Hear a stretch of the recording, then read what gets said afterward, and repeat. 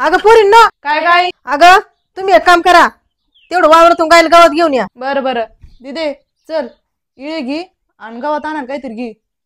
अरे तुम्ही नका काम करू. रुपाली यांना काल काम सांगितलं होतं. आपण जाऊ, आपण गवत घेऊन येऊ. तुमच्या पाया पडतो, तुम्ही इथंच थांबा. दररोज काहीतरी गोंधळ घालताय तुम्ही. ओ पप्पा दररोज थोडीच गोंधळ होईल, आज ना होणार गोंधळ. आम्ही आणतो गावात. चल ग दिदे.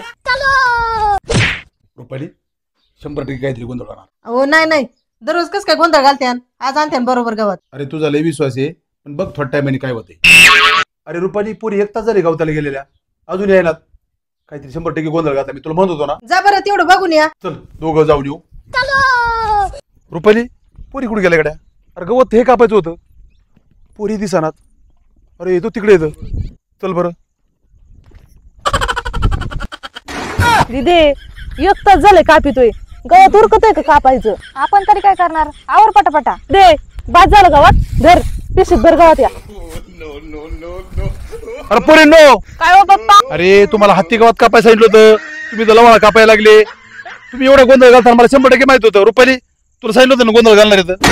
अहो पप्पा मग तर सांगायचं ना तुम्ही हत्ती गावात कापायचं म्हणून. हो मग चूक झाली, आता नाही सांगणार परत. तुम्ही ना गवत बिवत काहीच कापू नका, कामही करू नका. आपण ती गाय ऐकून टाकू आणि मोकळी हो. चल रुपाली गायला गिरायक बघू.